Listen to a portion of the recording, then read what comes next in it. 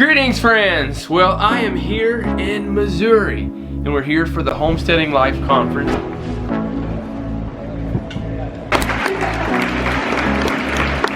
And to tour Stark Brothers, a company that we got our fruit trees and berry bushes from earlier this year.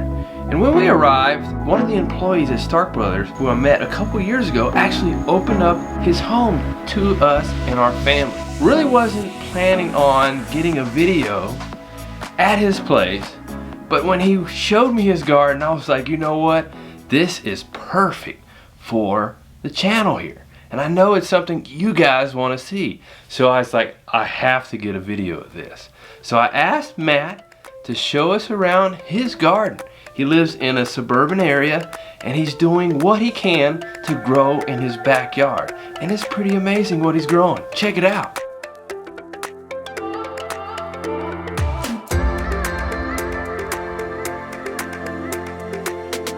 I actually bought these seeds on Etsy because these are Trifoliate oranges. Oh wow. Frying dragon oranges, but apparently they're hardy up through zone, I guess 5 up to Chicago area. Okay. And they'll grow little oranges maybe about the size of a golf ball. And they're not very tasty, like you wouldn't eat them like a sweet orange. But I tasted them down at Baker Creek maybe about a year ago. JR had some and let us try them. And it actually wasn't bad, but people make like orangeade and marmalade out of it. So how big will these get? These will get to be maybe 6-7 feet apparently. So I put these in as seeds maybe in December, and they grew really slowly like these. But once it got warm here in May, these evolved. These bigger in the bigger pots, they've grown from maybe this size to this size in about 6 weeks or so. Wow. I'm excited. So at what age do they start producing fruit on here? Honestly, I don't know. Okay. Maybe 3 years. Okay, it's about the, okay. That's still some significant growth. Yeah. Yeah, we've got some lemon trees and limes that we've had for several years that we'll bring in. And you're already harvesting some off of these. These are great. Yeah, there's most of those are Meyer lemons. This one is a lime. This one here is quite a few years old, and it'll have, I don't know, there's 1, 2, 3, couple more. They'll flower usually in the winter, and we keep them in the front of the house. And man, you can't believe how sweet it smells in there when there's 3 or 4 citrus trees blooming. I need to do some of those. How old did you say these are? This one's probably like 6 years old. Okay. The size of the pot will control how big the tree will get. Okay. So these ones could probably be potted up if I wanted them a little bit bigger. This one here is, this is like from Stark Brothers. This is a lime, and they've got these Easy Start pots that are about this big. Okay.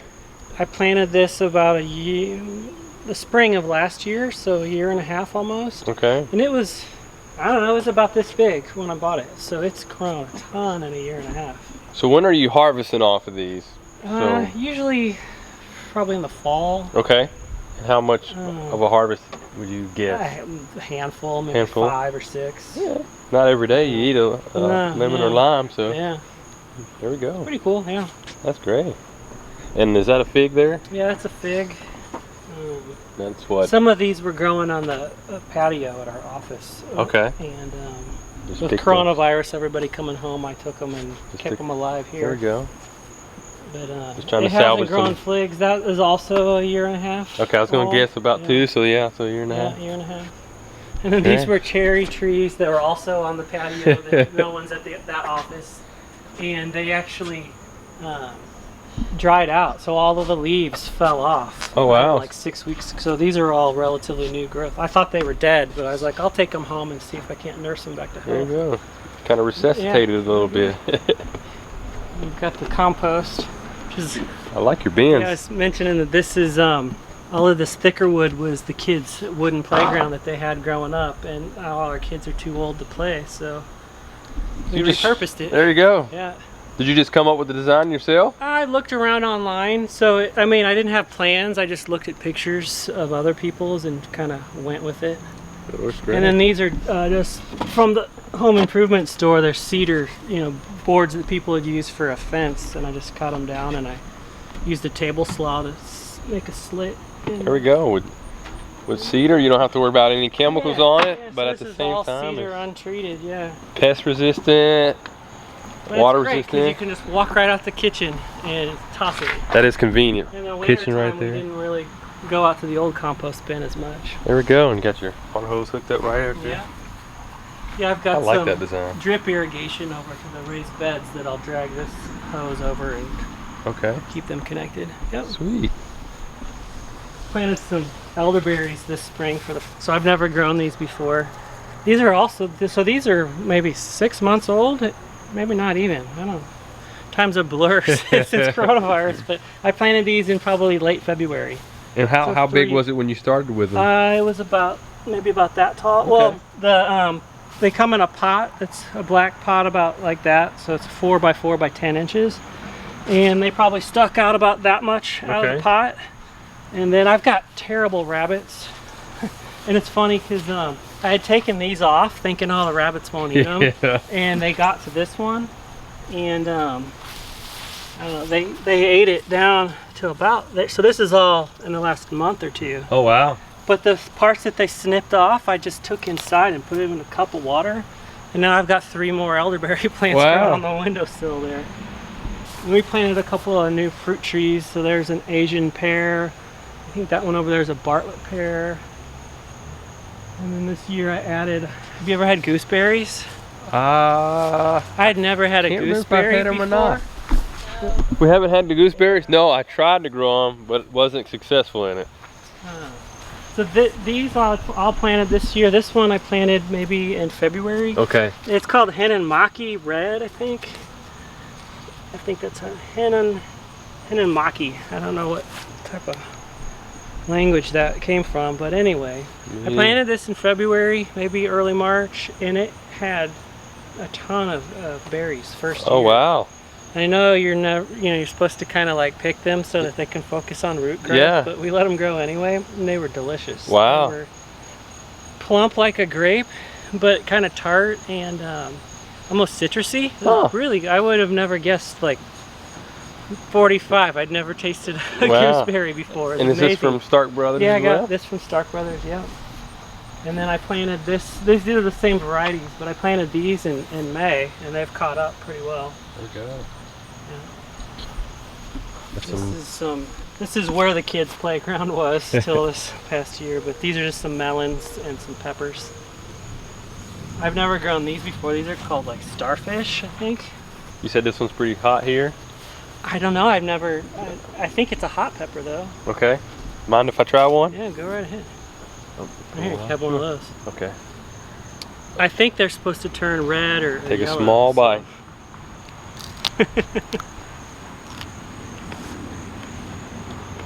Wait for it, wait for it. What's going to happen? It doesn't taste hot. No, it doesn't. Maybe it's not supposed to be hot. Oh. I don't remember. I had a whole bunch of pepper plants, seeds packs, that I just was try different stuff. It's rather pleasant, actually. Yeah. A little bit of the vein. It is a little. Yeah. It is? Okay. A little more heat came. These are a bunch of different varieties of blueberries that came from the Stark Brothers nursery that had lost their tags and we couldn't sell them. So you have your strawberries and blueberries together. Yeah. I wasn't sure if you could put them together. I don't know if you're supposed to. Okay. Honestly, all of these strawberries I grew from seeds that I had gotten from Baker Creek. Oh wow. I started them inside in maybe January, February, and these ones are, I think they're called Regina, and these are Tresca Alpine strawberries. So these ones they'll never get much. I think Stephanie, my wife, went and picked them this morning. Okay. But they won't get much bigger. Like this one's not quite right, but they won't get much bigger than that. Really? So they're real tiny. They're tiny. And here's one this is probably ripe enough to taste. Okay. But they're super sweet, like Jolly Rancher, like a chocolate. It does tiny, taste like but a yeah, candy. they're super sweet. Wow. And then these are also open pollinated, heirloom varieties, but they're more traditional. I think she harvested all the ripe ones. But these ones have been producing all summer long. These are Normally when they say everbearing, it's Yeah. like starts in June and it kind of dies off and it'll come later. But these ones have been going strong and they're producing a ton of runners. Like They are. these, I planted 2 rows, like maybe one every foot or so, and it's crazy. Have you gotten anything from the blueberries? Yes, we got a bunch of blueberries earlier, maybe 3-4 weeks ago. Yeah, I got to keep these chicken wire, the rabbits get in. Yeah. And Do you have any problems with squirrels here? No squirrels here. Okay. Just rabbits, like serious rabbits. We haven't had a I ton can't- of problems with rabbits lately. When we lived in the city, we had problems with squirrels. They would actually come, take the tomatoes off the vine, eat a little bit of it, and then just throw it down. Oh man, So- yeah. I know. I've seen other people online have trouble with. Yeah, I think this was the Bartlett pear. Yeah, so this was bare root that I planted in February. So Wow. it's taken off. This will probably be the main growth there. Some sweet corn. I've never grown sweet corn before. I got a load of compost this, I don't know, early, it was before coronavirus hit, but I had it and I didn't use it all, and this is more parts of the kids' playground. I was like, I'll make a bed There out you of go, it, we're just and I recycling filled it up everything. with corn. And we had a couple, it's not growing big. I don't know anything about growing corn. It's not getting big. You know, the ears are like that long, but we had some last night, maybe the night before, and it was really good. Really? Yeah, so. One thing is they could be planted a little too close. Yeah, that's what I was thinking. Maybe I went too close. I think they usually say about a foot apart for Well, these are. in between. I think. But I'm no corn expert though. I think. Well, I'm a huge fan of M.I. Gardner. Yes. And I'd watched one of his videos on planting corn in his raised beds. I can't remember what it's. I may have went a little more aggressive than what he did, but I found that I can usually go more dense than what people say and get Yep. away with it. But this might have pushed it a little too far. Hey, but you tried. Well, it was also like the quarantine was happening, Yep. and everybody's unsure what's going to happen. Exactly right. Where are we going to be in 6 Yeah. months? And I was like, oh, I'm going to grow some corn. You know, why not? This looks great. Yeah. So we've been in this house for 16 years. These ones are cedar. These are cedar. Those are just pine. This is the only one that's lasted. Wow. And it's rotting. It's about done. But just usually grow different stuff. So these are, I don't know if you've ever grown peanuts, I have not. but these are peanut plants. Oh, They usually wow. do well. I get almost all my seeds from Baker Creek, and these were, can't remember what variety, if they were like Valencia or Spanish peanut. They're not the Virginia type, they're smaller. Kale got away from us, and then the bugs got to it, and whatever. But it looked like it was cranking. Yeah, tomatoes, I've had a little issue with keeping them overwatered or underwatered with the rain. And then we harvested onions, so most of the onions are inside. I need to pull all these, but I do great with onions. These were onion, I don't know what you call them, plants? Just the little baby, it looks like scallions almost. What are they So I called? know they have onion sets that are the little bulbs that you Yeah. can plant, and then you buy them as like a bunch of like, Yes. it'll be like 60 of them. And I've had some, well, this one over here, for example, it isn't one of the bigger ones, but it's still a pretty big, That looks great. pretty big. I plant these about 4 inches apart and 6 inches in rows. This thing was full, and it's pretty amazing what you can get out of a 4x8 bed. Yeah. Yeah, and I saw your harvest inside. It looks great. How long have you been growing onions for? Because it looks like you kind of gotten that down. Probably 6-7 years Okay. successfully. But I usually buy the onion plants. Yeah. These ones here are all from seed that I started inside, and I don't know what I did wrong, but obviously they're Well, you could still use Yeah. these as like your green onion. yeah, stir fry and, Yep. and whatnot. But I'm gonna try. I think I started them too soon, and then let them grow too long, and they just kind of dry out. Okay. So next year I'm gonna try them a little later. You got some carrots yeah, we here? always do well with carrots. These are raised beds, so forget what this variety was, but they're yellow.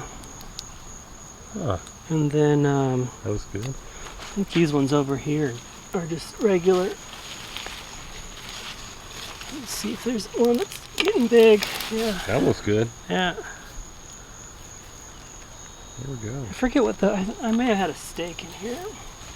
Because I always forget, I plant the stuff and then these were scarlet Nantes. Okay. Nantes or Nantes is the red ones. Or orange. The label just says yellow. Yellow. I think I grew those too, but I can't the yellow ones, but I can't remember what they are either. I'm not the most on it person with labeling that. I know, I felt good that, I mean, yellow, like, what the fuck? Why would you even do that? Just yellow. Yeah. These were all potatoes, so I had just maybe a pound or two that I got from Wood Prairie Farms. They do all organic seed potatoes. Were those some of the potatoes that were inside? Yeah, those were inside, yeah. And so I pulled those out a week or two ago. These peppers look pretty good here. Here's all kinds of peppers. So these are poblano. Wait, these are poblanos here. We picked a bunch and made kind of like chili rellenos the other night. And I think these were bullnose. Those look great. These are Cuneo, I think they're called. Cuneo. And they'll turn yellow, or kind of an orange or red. I think these are bullnose. These are jalapenos. And then over there were serranos. There's like 8 or 10 varieties. Here's more of them starfish things. And then I've got some California Wonders. And then, like I was saying, those habanada, which they have nada heat. Habaneros without heat are, yeah, she was saying they were looking white. But apparently these are bred, or were bred to, they're habaneros that have no heat. We'll find out. There's a butternut squash down there. Butternut squash is something we keep meaning to grow, but we just seem to not get it in time. Yeah, my wife, Stephanie, she loves butternut squash soup. Yeah. And these are all mostly Dragon Tongue green beans. You guys grow those? We haven't yet. We have seeds from Baker Creek. Yeah, they are. Wow. The kids love them. And then when you cook them, then they'll turn kind of green. But how do they taste raw? Good. You do? Taste it, yeah. You do? Yeah. These things have been producing like crazy. Like, she'll come out and get a ton every day. Wow, these are good. Like a bowl or two.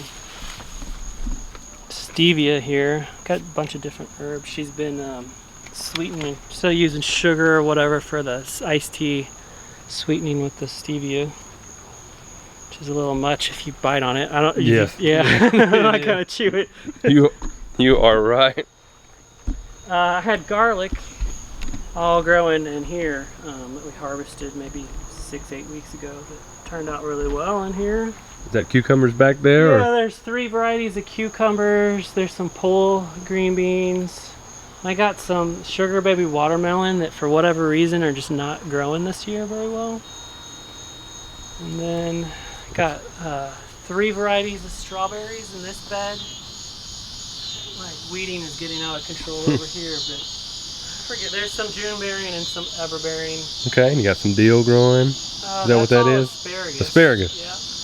Oh, yeah. And then those are all 3 different varieties of raspberries. The first batch are done, but some of the late summer ones are getting close. How long have you had the raspberries and the strawberries in? These strawberries are their 3rd year, I think, 2nd or 3rd year. I had them here maybe 6-7 years ago, and it just got tired and old, so I tore them all out and planted onions here for a couple years, and then came back to the strawberries. These raspberries came from 9 plants. So like Stark Brothers, you can buy bare root raspberries in a pack of 3 for like 10 or 12 bucks or something like that. So it's 3 different packs of 3 varieties, and they just spread like literally like weeds. Wow. And then this year was the first year I did drip irrigation. So I bought a big pack of the stuff online. And Have you noticed a difference since you've had the drip? Yeah, definitely, because I'm a bit lazy when it comes to watering. And I know it's not good just to do the sprinklers overhead, because then all the water sits on the leaves and Yeah. bacteria and disease and whatnot. But yeah, I just plug it in here from the side of the house, and I got a little quick disconnect. Whoops. That's all right. So I just plug that in and then let it run for an hour or two. And then each bed I've got a valve on it. They've got 4 I guess, what do you call them? Lines, emitter lines. Okay. On each bed, and I can turn them. So onions, when they're starting to mature, right before, you know, a couple weeks before you harvest, you're supposed to stop watering them. So I'd turn that valve off for this bed while all the others are going. And I think these ones, I think they say they do like 1/4 of a gallon per hour per emitter, and there's just little emitters in here, and they'll just drip. But it was super easy to put together. Where'd you get your drip from? I think it was called Drip Depot. Okay, yep. Online out of California. And they make pre-built kits, or you can I just kind of figured out what I wanted. And I've actually purchased from them before. have you? Yeah, they were really super fast. The website's great. You could build a project on there, pick out what you want and save it, and then when you're ready, you could say, just add it all to the shopping cart. But they've got all the instructions and pretty cheap shipping, and it got here in like 3 or 4 days from California, which is great. That's fantastic. Yeah, I'm real happy. And they threw in some lollipops. There we go. Yeah. Yeah, I guess. The garden looks great. Thank you. Now, with everything that's going on this year with the virus, how has that inspired you? If it has, how has it changed your thinking with growing food? Well, I guess a couple things. One is back in, what would that be, early March, when people are starting to get concerned, like what's gonna happen, you know, and like food, they're talking food shortages and stuff. We were definitely not like so freaked out like we gotta go off grid or whatever, but it was like, hey, if we've got space, so we added that bed with the corn. I added all those blueberries and strawberries and those beds over that I hadn't planned. I had planned just to stay in this area. So that increased, but really working from home and you know, being able to, instead of taking a 10-minute break at the coffee bar mid-morning, I'd come out here and pull weeds for 5 or 10 minutes there to we get, go. you know, eyes off the screen or whatever. Yeah. Certainly not having the commute time gave me more time to be out here, not having events on the weekends, you know, family obligations and whatnot. So I spent a lot more time just taking care of the garden. There we go. Yeah. And where do you think you will go from here with garden? Well, I'm planning in this corner over here to basically build a food forest. So we'll have the canopy of trees. Unfortunately, I've got a nectarine that didn't make it, so I'll have to replant that. I may take one of those cherry trees, but we'll have the larger fruit trees, and then we'll do an understory with some of the different shrubs, and I'll add some things like service berries and currants, and definitely more gooseberries. I love those. And then I've got to figure out the rabbit situation, but if I can keep them out, then I'll put strawberries around the base of all the trees. Basically just completely fill that out. There we go. And then I think I'm going to take the raspberries and strawberries and move them along the fence over here and maybe along the side of the house and turn those into vegetable, you know, annual beds. And then you can't really see as well, but I did plant, these are all raspberries here that I planted. These were just volunteers that had spread back there, and I just transplanted them, so it'll take a couple years. But I think I'm going to have it go along the whole fence. This is a peach tree that I planted that's struggling a little bit, but he'll probably make it. This is an almond tree that actually looked like that one did after its first season, but it has bounced back. So all of this growth right here, and this is all from this spring, this year. That's grown quite a bit. We got a Liberty apple tree, which is a disease-resistant variety. That tree's about 15 years old, and a bunch of apples. I don't spray. We pretty much try to be as organic as we can with the garden stuff. So I know if there are some organic treatments you can do, but I'm pretty lazy, but you do well. You should get a nice little harvest off of there. Yeah, that'll be a couple big baskets full. And then More than we'll want to eat fresh, and then we'll maybe juice the rest or freeze them or whatever. So this is actually a hazelnut tree. The Japanese beetles got to it. He should make it. I'm a little concerned, but then a few more apple trees. There's two newer ones. These ones with the white tree guards are Wolf River apples. I don't know if you've heard of those. They're heirloom, disease resistant, so good for organic gardening. Okay. But they'll grow like really big, really big apples. There's a story, Walt Disney actually spent his childhood in Missouri, maybe hour and a half west of Hannibal, where the conference is, in Marceline, Missouri. But anyway, his family had a farm and they had 2 apple orchards. And when he was a grown man, they had interviews where he was talking about growing up, with apple orchards on the farm and anyway, he talked about these Wolf River apples and how amazing they were and how his mom could make one pie out of, like a whole pie out of one apple. Whoa. I was like, I want to try that. Oh yeah. Huh. Pretty cool. I have to try growing some of those. It's interesting. I can see kind of where you're starting. It looks like the garden has just keep growing and growing. It started in the middle and it went to the right. And then now it's going to the left. And then it'll start coming this way. And this is where I was saying, if I can get away with it from the homeowners association, I'll start growing stuff up front and replacing the traditional landscaping with the foodscaping. So that's where like the trifoliate oranges will go up front as kind of like ornamental plants. Yeah. So that's the way this growing food things goes. You start growing a little bit, and you're like, you want to grow a little bit more, a little bit more. It's fun to, even though we're in the suburbs and don't have a lot of space, that we're still able to grow quite a bit. So yeah, and you were talking earlier about maybe putting water catchment here. Yeah, we're thinking about putting maybe a 500 gallon, like a big. Yeah. So I've got a couple friends who've done it, and they're like, "Don't buy the 50-gallon one. It's just a waste of time." And so you can get a big one. Yep, real big one here. We can do a big one here, and then I was also saying I want to grow bees or have a beehive, but homeowners association, apparently bees are considered livestock for a lot of these homeowners associations, and so I might not be able to get away with it. But I'm thinking if we have the bigger water tank here, I can put it here and nobody will see it when they're walking down the sidewalk. Yeah. Can't have chickens though. There's rules against that. Bummer. I'm gonna sneak in the bees. There you go. See what happens. And you could always grow a little hedgerow here where you can't see it. It'll hide a little bit. That'd be cool. Yep.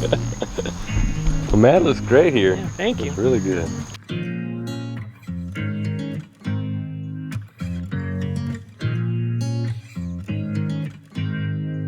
This time hanging out with Matt was actually inspirational for me as well. Even though I have a homestead out in the country where I'm growing, I have a lot more space to grow in and do different things like raise animals. But you know what?